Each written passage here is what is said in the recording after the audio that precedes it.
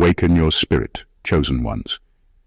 The problem with teaching people how to think is that some of them actually do.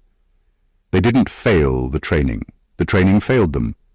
Because what happens when you take 100 sharp minds, give them manuals, protocols, frameworks, flowcharts, and motivational speeches, and then ask them to think the way you do? You don't get replication. You get resignation letters. Here's a fact that doesn't get talked about enough. Most large systems don't collapse from outside attacks. They stall from internal friction. Studies on organizational behavior show that high-level independent thinkers are the hardest to retain, not because they're incompetent, but because they disrupt predictability. In simple terms, the smarter and more self-directed someone becomes, the less compatible they are with rigid structures. Translation: the system starts sweating. The goal was to create thinkers. What they produced were rule followers with headaches. Because thinking like you doesn't mean memorizing strategies or repeating clever lines. It means questioning why the strategy exists in the first place. It means noticing when the playbook is outdated, when the incentives are crooked, and when everyone else is busy looking busy instead of being effective. That's where the quitting started. Not dramatically, quietly, one by one. Not because the work was too hard, but because it was too dishonest. You can only pretend not to see the cracks for so long before your brain starts filing complaints. And let's be honest for a second. Training someone to think like you is a terrible business idea. You don't wait for permission. You don't need applause. You don't confuse meetings with progress. You don't get motivated by slogans on walls. You get motivated by results. That already disqualifies you from most training rooms. There's a strange irony here. The more you understand how systems operate, the less impressive they look. What once felt powerful starts to feel inefficient. What once felt structured starts to feel padded. And suddenly, staying feels harder than leaving. So no, every single one of them didn't quit because they were weak. They quit because thinking like you removes the tolerance for nonsense. And once that switch flips, it never flips back, no matter how good the coffee in the break room is. This isn't about rebellion, it's about clarity. And clarity has a habit of making exits unavoidable. Number 1, you don't follow instructions, you interrogate assumptions. Most people are trained to follow a path. Step 1, Step 2, Step 3. Checkboxes, protocols, meetings, approvals. They were told to execute, to act like a machine with a human face. But you don't just take the path they hand you. You examine why the path exists in the first place. You question the logic behind the instructions before you even consider doing them. That single habit makes you terrifying to organizations built on obedience because you reveal cracks they don't want anyone to see. Interrogating assumptions isn't about being difficult. It's about clarity. When someone tells you to act a certain way, your mind doesn't just accept it. It scans for inconsistencies, hidden consequences, and the invisible rules nobody talks about. Most agents would follow the instructions, maybe add a small creative twist, and call it a day. You dig deeper. You find the premise, and sometimes the premise itself is the problem. That makes the difference between mere compliance and true mastery. It's also brutally isolating. The moment you start asking questions that nobody else dares to ask, people begin to see you as unpredictable, even threatening. They were trained to mimic behavior, to blend in, to create no waves. You, however, destabilize the calm by simply seeing what everyone else is pretending not to see. That makes them uncomfortable, and systems rely on comfort and predictability to survive. What most people don't understand is that interrogating assumptions is a skill that accelerates everything. It turns training into insight, repetition into innovation, and rules into tools instead of shackles. You stop being a passive participant and start being a force that challenges the environment around you. And that's why most people quit when they try to train themselves to think like you. They want to execute. You want to understand. They want approval. You want truth. That difference isn't small. It's a chasm. In the end, thinking like this isn't something that can be taught. It's something that emerges when you refuse to accept instructions at face value and instead insist on uncovering what lies beneath. And once you do, there's no turning back. Number 2. You think in consequences, not permissions. Most people are obsessed with rules. They want to know what they're allowed to do, what they can't do, and who will yell if they step out of line. They live in a world of permissions, approvals, and checkboxes, and they judge their success by how well they stay inside those boundaries. You, however, operate differently. You don't ask for permission because your first thought is never about approval. Your first thought is about consequence. What actually happens if you act, if you move, if you decide? You see the ripple before anyone else even notices the pebble. Thinking in consequences changes everything. While others are waiting for someone to say yes or no, you're already analyzing impact, predicting outcomes, and choosing the path that delivers results, regardless of whether the manual says it's allowed. That instinct makes you efficient, precise, and unshakable. It also terrifies organizations. They build rules to control action, but when someone thinks in consequences instead of permissions, control becomes irrelevant. Compliance loses its power because results speak louder than checklists. It's not reckless, it's not arrogance, it's a refusal to let bureaucracy dictate effectiveness. You weigh risks, anticipate reactions, and calculate the domino effect of every move. You don't stop to ask if it's in the handbook, because you know the handbook exists for people unwilling or afraid to think for themselves. That mental shift creates a quiet but undeniable superiority. Others may look competent, following instructions perfectly, but their decisions are limited. You, on the other hand, are free to act, adapt, and dominate outcomes. Most people quit when they try to think like this because they can't handle the responsibility. Thinking in consequences means carrying the weight of your choices, facing the unexpected, and tolerating the discomfort of autonomy. Not everyone survives that mental pressure. You don't need permission, because your understanding of consequences is your compass. And once you think this way, waiting for approval feels slower, weaker, and ultimately pointless. It's not about breaking rules. It's about seeing what rules are for in the first place, and then moving past them. Number 3. You adapt faster than authority can respond. Most people operate on a schedule set by someone else. They wait for instructions, updates, and approvals, and by the time they react, the situation has already changed. You don't move that way. You read the environment, notice the shifts, and adjust before anyone else even realizes there's a shift. You adapt instinctively, almost invisibly, and that makes you unpredictable in the eyes of those trying to control you. Authority relies on timing, set procedures, chains of command, and predictable reactions. When someone moves faster than the system can respond, the system feels exposed, vulnerable, and frankly, a little afraid. Adapting faster isn't about speed alone, it's about perception and anticipation. You notice patterns that others ignore. You see what's coming and change your approach before a single instruction arrives. That creates a quiet power because people trained to follow are always one step behind. They mimic, they correct, they adjust when told to adjust. You adjust because you see it, because it matters, because waiting is pointless.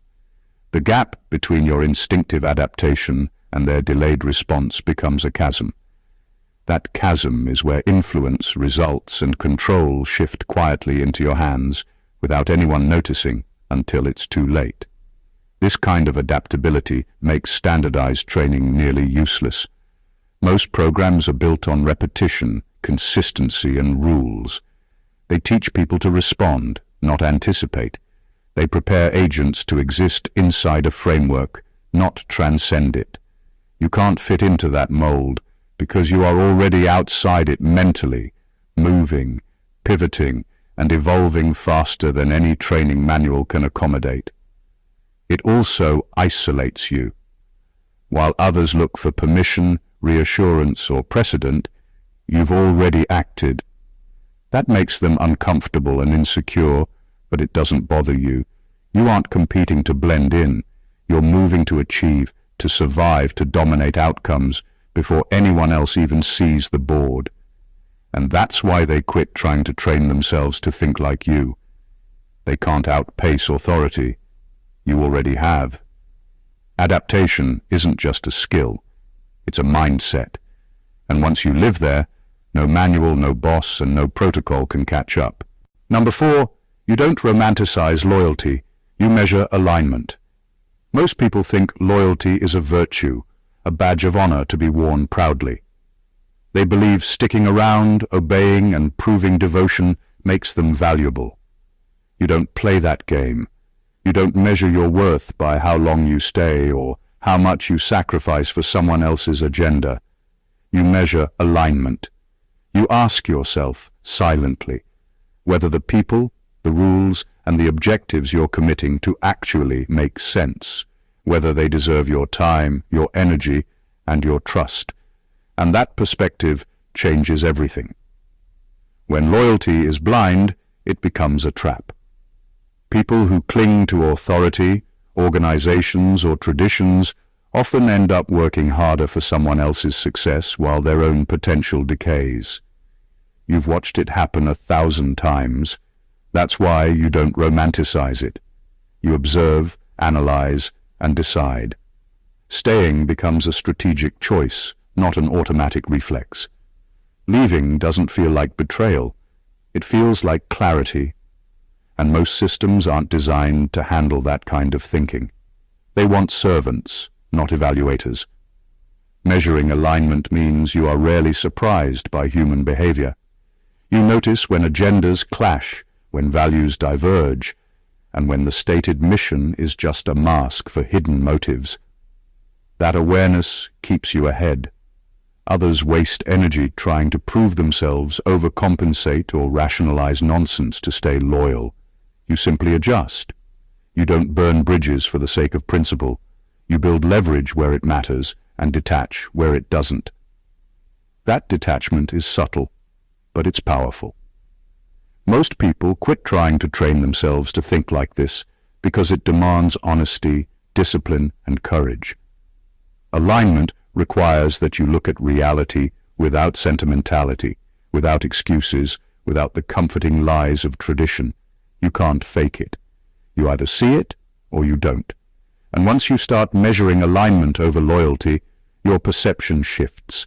Relationships, rules, and institutions reveal themselves in their true form, not the one you were told to believe. That's not rebellion, it's clarity. And clarity always comes at a cost, which is why most quit long before they get there. In the end, loyalty is cheap. Alignment is priceless. And knowing the difference is what makes you unstoppable. Number 5. You're comfortable being misunderstood longer than most can endure. Most people are desperate to be seen clearly, to have their intentions understood, and to be appreciated for their competence. They crave recognition and validation because it makes their work feel safe. You operate differently. You are comfortable being misunderstood. You know that clarity in others' eyes is a luxury, not a requirement. While others burn energy explaining, defending, and justifying themselves, you focus on what matters: results, insight, and execution. That patience, that ability to exist in a space of ambiguity without losing focus, sets you apart and makes you quietly formidable. Being misunderstood is isolating, but you've turned it into a strength. When people misinterpret your actions, it's often because they are thinking inside a smaller, narrower box. They can't see the patterns you see, the long-term consequences you anticipate, or the logic behind moves that seem counterintuitive. Instead of correcting them, you let them stay in their comfort zone. You keep moving. You know that over time, the results will speak louder than explanations ever could. Most people can't endure that kind of patience. They need applause to keep going. You don't. This mindset also protects you from unnecessary friction. If you constantly tried to make everyone understand, you'd be trapped in a loop of compromise and dilution. By being comfortable with misunderstanding, you maintain autonomy. You work according to your principles, your logic, and your understanding of reality, rather than bending to perception. That freedom makes you unpredictable and powerful in ways that formal authority struggles to contain. Most people quit when they attempt to think like this, because the social pressure to explain themselves is relentless. They feel the weight of misjudgment, gossip, and impatience. You don't. You've internalized a truth that few can grasp. Being misunderstood is temporary. Being effective is permanent. The world will catch up eventually, or it won't. But either way, it doesn't matter to you. You don't need consensus. You need clarity, results, and the courage to keep moving while everyone else scrambles to interpret you. And that's exactly why thinking like you feels impossible for most. It requires endurance of isolation that few can summon, and patience that most will never master. Number 6. You don't confuse confidence with noise. Most people think being confident means speaking loudly, being visible, and proving themselves constantly. They equate volume with value, motion with mastery. You don't. You know that real confidence isn't about filling space or seeking attention. It's about knowing when to speak, when to act, and when silence carries more weight than any words could. That distinction makes you intimidating to those trained to perform rather than think. They shout because they are unsure. You stay quiet because you are certain. Confidence without noise is a quiet force. It doesn't need validation, applause, or recognition. You make decisions without the fanfare, execute without announcing it, and influence without explaining yourself. Others around you, conditioned to equate confidence with spectacle, misread your silence for hesitancy. They wonder why you aren't performing, proving, or showcasing. The truth is, you've already calculated the outcomes, seen the paths, and acted long before anyone else notices. That gap between perception and reality gives you an invisible advantage no training program can replicate. You also understand that noise dilutes focus. People obsessed with appearing confident spend more energy maintaining an image than achieving results. You channel that energy into outcomes. You don't need to be impressive. You need to be effective. That makes you both efficient and unshakable. While others are busy convincing the world of their capability, you quietly accumulate the facts, the insight, and the leverage that actually matter. Most people quit trying to emulate this mindset because it demands patience, restraint, and inner assurance. It's easier to speak loudly than to sit still with certainty. It's easier to seek approval than to trust your own judgment. But thinking like you isn't about comfort. It's about mastery. Mastery doesn't announce itself. It operates below the radar, invisible until the results force attention. You don't confuse confidence with noise because you understand the power of restraint, the weight of quiet authority, and the long-term advantage of letting competence speak for itself. That's why few can ever truly emulate it, and why most quit long before they reach this level of control. Number 7. You can hold two opposing truths without panicking. Most people are wired to seek certainty. They want the world to make sense in neat boxes, with clear lines between right and wrong, yes and no, safe and dangerous. They panic when they encounter contradiction because their thinking depends on simplicity. You don't. You can sit in contradiction, absorb it, and still operate with clarity. You see complexity not as a problem, but as a tool. That ability to hold opposing truths simultaneously separates you from everyone else and makes you untouchable in ways most people can't even imagine. Holding dual truths isn't about indecision. It's about perspective. You recognize that reality is layered, that people, systems, and events rarely exist in black and white. While others cling to a single truth and defend it at all costs, you navigate the grey with agility. You can understand the motivations behind actions you disagree with, see value in methods you would never use, and anticipate outcomes others dismiss as impossible. That mental flexibility allows you to move fast, act decisively, and influence situations without being trapped by rigid thinking. This skill also exposes why most people fail in structured programs. Training often rewards one-way thinking. Follow the manual, replicate the example, conform to the expected logic. When confronted with contradictions, those trained minds collapse. You thrive there. You can process multiple conflicting streams of information, weigh them, and still choose a path forward. You don't wait for clarity to arrive. You create it from the tension itself. Most quit trying to think like this because it's uncomfortable. It requires accepting uncertainty, questioning certainties, and tolerating the anxiety that comes from seeing multiple sides at once. They want comfort, not accuracy. You don't. You understand that the world isn't a straight line and that truth rarely travels in a single direction. Being able to hold two opposing truths without panicking means you are not only prepared for complexity, you leverage it. While others struggle to pick a side, you are already 2 steps ahead, moving with insight that feels invisible, inevitable, and unstoppable. That is why thinking like you is impossible to train, and why most quit before they even begin to grasp it. Number 8.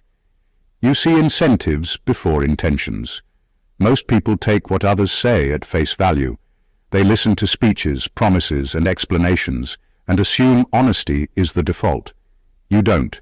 You see incentives first. You notice what drives people beneath the words, what rewards, fears, and desires shape their actions. Intentions are often messy, hidden, or even contradictory, but incentives are tangible. They reveal the truth quietly, consistently, and without needing justification. Understanding what actually motivates people gives you an edge that no training manual can replicate. Seeing incentives first changes how you operate. While others are busy decoding promises, defending trust, or chasing loyalty, you are calculating patterns. You know that people act to gain, avoid loss, or maintain status. That insight allows you to predict behavior, maneuver strategically, and influence outcomes before anyone realizes what's happening. Most people are reactive. You are proactive. That gap makes you untouchable because you are always acting with awareness while others are acting on appearances. This mindset exposes why standardized programs fail when trying to teach thinking like yours. Training emphasizes rules, protocols, and idealized behavior. It encourages people to focus on stated intentions rather than the incentives that actually govern decision-making. Most quit because they are uncomfortable seeing the hidden calculations behind human behavior. They want to believe in fairness, alignment, and clarity. You don't. You understand that effectiveness comes from reading reality accurately, not believing in the narratives people tell themselves or others. Being able to see incentives first also protects you. You don't get blindsided by manipulation, empty promises, or political games. You anticipate them, navigate them, and even leverage them when necessary. You understand that trust is earned through action, not rhetoric, and alignment is verified through behavior, not words. Most people can't think this way because it requires cold honesty, patience, and the willingness to prioritize results over comfort. That's why they quit long before they get it. You, however, operate in a space where clarity trumps convention, perception doesn't matter, and every move is calculated with the precision that comes from understanding the engine driving everyone else. That is why thinking like you can't be taught. It must be seen, felt, and lived. Number 9. You don't need to be special. You need to be effective. Most people chase recognition, titles, or the idea of being special. They want applause, validation, and attention because it makes their efforts feel meaningful. You don't. You measure value by results, impact, and effectiveness. It's not about how impressive you appear. It's about what actually gets done. That shift in mindset makes you quietly unstoppable because, while everyone else is performing for perception, you are producing for reality. Effectiveness isn't flashy. It doesn't need announcements, meetings, or presentations. It doesn't care if someone notices. You focus on the outcome, not the optics. You invest energy where it matters, cut through noise, and make decisions based on what works, not what looks good. That makes most trained systems uncomfortable because they are built to reward visibility and compliance, not genuine impact. While others are busy proving themselves, you are already solving problems, creating leverage, and moving results forward. This approach also changes how you handle failure and setbacks. People chasing special are fragile. They tie their identity to praise and recognition. You tie your identity to competence and execution. When something fails, you analyze it, adapt, and move. You don't need validation to confirm your worth, and that makes you resilient in a way most people can't even imagine. It also makes you frighteningly self-reliant. Systems are not designed for people who don't need permission or applause to act. Most people quit trying to think like this because it's uncomfortable to stop chasing attention. It requires humility, focus, and a willingness to exist in the background while letting results speak for themselves. It's easier to be special in someone else's eyes than to be effective in reality. But you understand that impact outweighs image every single time. You measure power in what you produce, not what you perform. That is why trying to train people to think like you fails. Effectiveness can't be faked. It must be done consistently, silently, and without expectation. And once you live by that, nothing else matters. Number 10. You treat failure as data, not drama. Most people fear failure. They see it as a personal reflection, a scar on their reputation, or a reason to stop. They panic, overthink, and sometimes quit. You don't. You treat failure the way a scientist treats an experiment. As data. As feedback. As information that tells you what works, what doesn't, and what needs adjusting. That mindset alone separates you from the crowd because while others are immobilized by fear, you are moving, iterating, and learning faster than anyone else. Seeing failure as data changes how you approach life and work. You take risks that others avoid because risk is no longer terrifying. It's informative. Each mistake is a lesson packaged in consequence, each setback a clue to improvement. You analyze it, extract value, and incorporate it immediately. That makes you adaptable, resilient, and nearly impossible to predict or contain. Systems trained to reward compliance are destabilized by this because failure becomes a tool for growth, not a reason for punishment. Most people can't handle this way of thinking because it requires detachment from ego. To see failure purely as data, you have to separate yourself from the result. You have to acknowledge what went wrong without personalizing it, without letting insecurity or pride interfere. That level of mental discipline is rare, and it's why people quit when they try to think like you. They get trapped in drama, in self-recrimination, in the desperate search for approval. You bypass all that because your focus is on learning, improving, and moving forward. This mindset also makes you fearless in decision-making. Others hesitate, second-guess, or avoid bold moves because failure feels catastrophic. You don't. You calculate, execute, and adjust. That ability to embrace mistakes as part of the process gives you speed and precision that nobody else can match.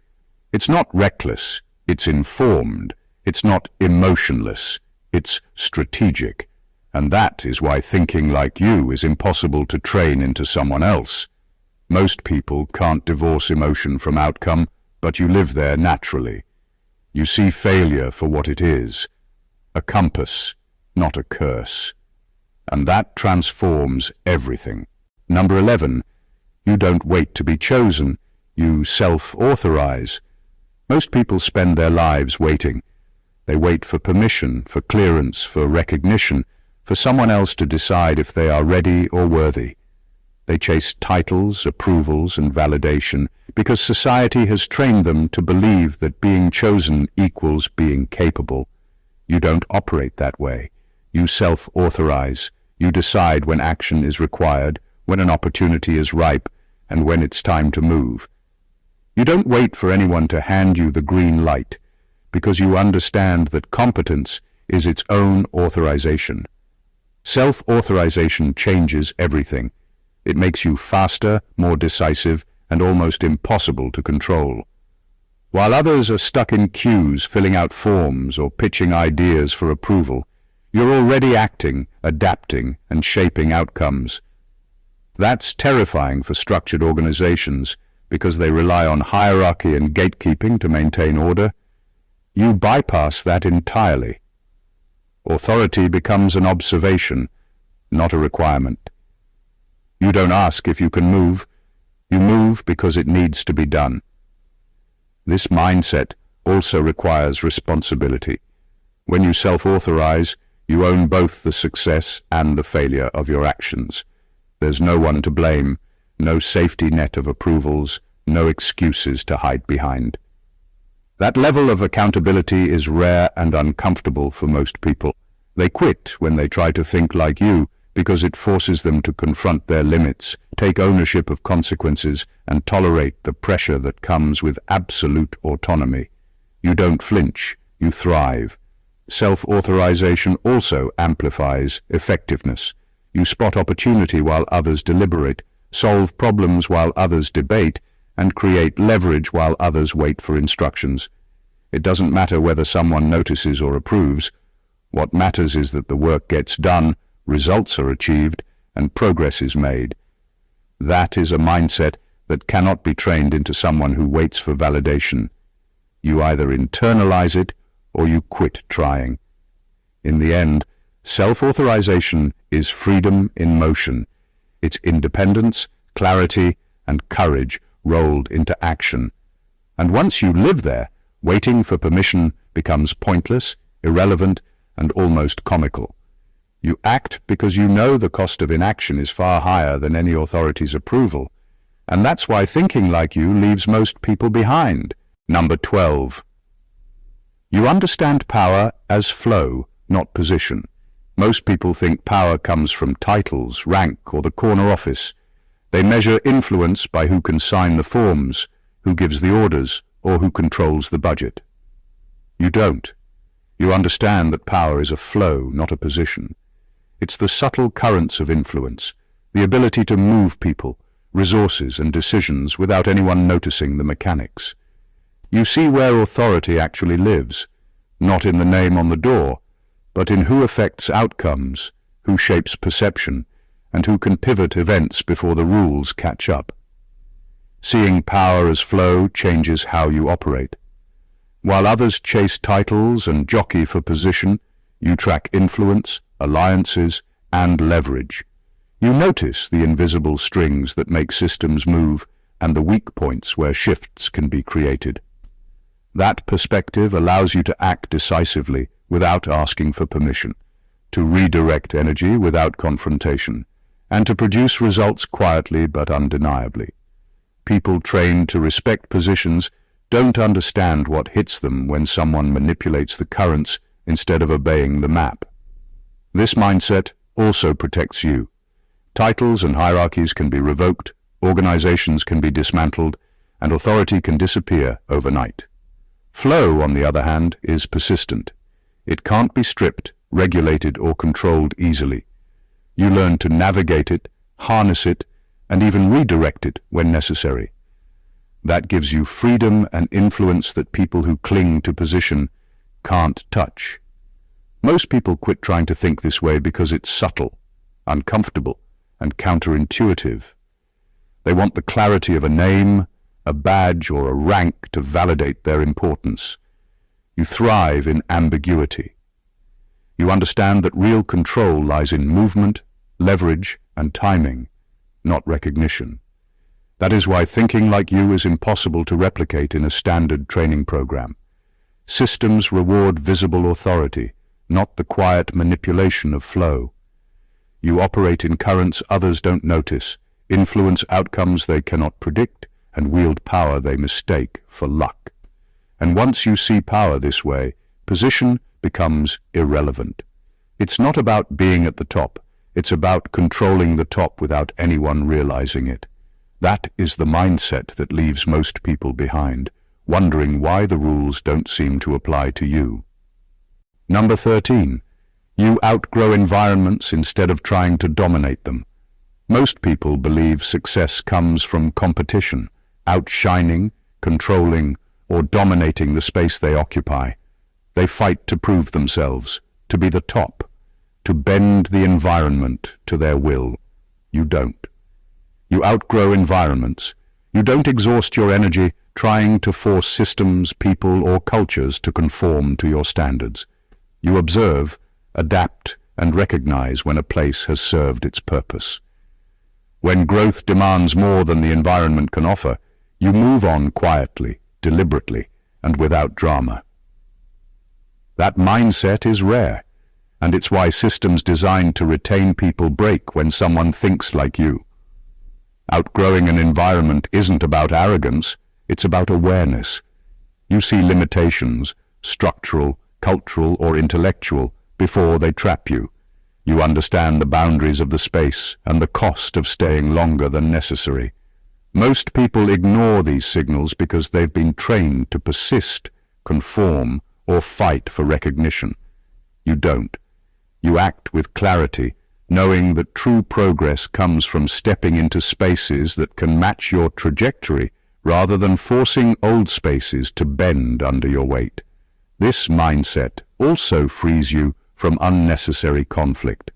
Others expend endless energy trying to dominate a system they outlive anyway, creating friction, resentment, and burnout. You avoid the noise entirely. You focus on what matters, investing your effort in arenas that can multiply your influence and growth instead of draining it. That makes you uncontainable. Systems built to trap effort in rigid hierarchies are powerless against someone who simply leaves when the environment can no longer serve their purpose. Most people quit trying to think this way because leaving feels uncomfortable. It requires detachment, foresight, and courage. It challenges conventional notions of loyalty, perseverance, and identity tied to a place or role. You don't need permission or validation to move. You self-authorize. You outgrow instead of fight, evolve instead of resist, and succeed without being trapped in unnecessary battles. And that is why thinking like you is impossible to teach. Most people are too busy proving themselves in the wrong spaces to realize when it's time to step into the right ones. Number 14. You weren't trained to think like this. You paid for it in real life. Most people believe thinking like you can be taught in a classroom, drilled in a program, or instilled through repetition. They imagine that copying methods, memorizing protocols, or following manuals is enough to replicate your mindset. It isn't. You weren't trained. You lived it. You paid for it in real consequences, sleepless nights, and moments that could have broken someone less resilient. That experience forged a type of clarity, toughness, and insight no training session can replicate. And it's the reason why those 100 agents couldn't stick it out. Every lesson you've learned came at the cost of experience. You've seen what happens when rules fail, when people lie, when systems collapse. You've absorbed pain, uncertainty and pressure that tested your instincts and demanded raw judgment. Those who try to simulate this in controlled settings quit, because they've never felt the weight of consequences. They've never had to decide between options where every choice carries risk. You have, and that makes your thinking not just effective, but calibrated for reality. This isn't about being tougher or smarter than anyone else. It's about authenticity in decision-making. You don't theorize about action. You act, adapt, and survive in situations where error isn't tolerated. That level of exposure to truth, consequence, and complexity rewires the mind in ways that training cannot mimic. You've been forced to see patterns, anticipate behavior, and make high-stakes judgments under pressure. That pressure is the crucible that transforms ordinary thought into extraordinary strategy. Most people quit trying to think like you because they can't pay that price. They want shortcuts, manuals, or templates. They aren't willing to endure the cost of lived experience. But you don't need permission, formulas, or applause. You've earned clarity through reality, and that makes your perspective both rare and unreplicable. Thinking like you isn't learned, it's earned. It isn't taught, it's survived. And that is why the mindset that comes naturally to you breaks programs, confounds systems, and leaves everyone else wondering why it can't simply be duplicated. Every single point we've explored reveals one undeniable truth. Thinking like you isn't something that can be taught, packaged, or replicated. It isn't about rules, recognition, or fitting into a system. It's about clarity, courage, and the kind of insight forged only through real experience, relentless observation, and unwavering self-trust. You don't follow instructions, you interrogate assumptions. You don't wait for permission, you act. You measure alignment over loyalty, consequences over compliance, and incentives over intentions. You adapt faster than authority can respond, hold contradictions without panicking, and turn failure into fuel while others crumble under its weight. You don't chase being special. You chase effectiveness. You outgrow environments instead of trying to dominate them. And above all, your mindset is earned, not taught. This is the rare truth that separates ordinary performers from those who move through the world untouchable, unstoppable, and unapologetically effective. It's not about rebellion, it's not about showing off, it's about seeing clearly, acting decisively, and refusing to be constrained by systems, expectations, or opinions. Thinking like you is a combination of insight, courage, and endurance, a mindset so refined that everyone else struggles to emulate it, and most give up trying. If this resonated with you, if it made you pause and recognize a part of yourself that refuses to settle for mediocrity, then don't just keep it to yourself. Hit that subscribe button to join this journey of clarity and mastery. Like the video if it struck a chord. Comment your thoughts to share your perspective and share it with anyone who needs to see the world differently. This isn't just content, it's a wake-up call. Step into your mind, act with intention, and remember, thinking like you doesn't need validation. It only needs you. Stay awakened, chosen ones.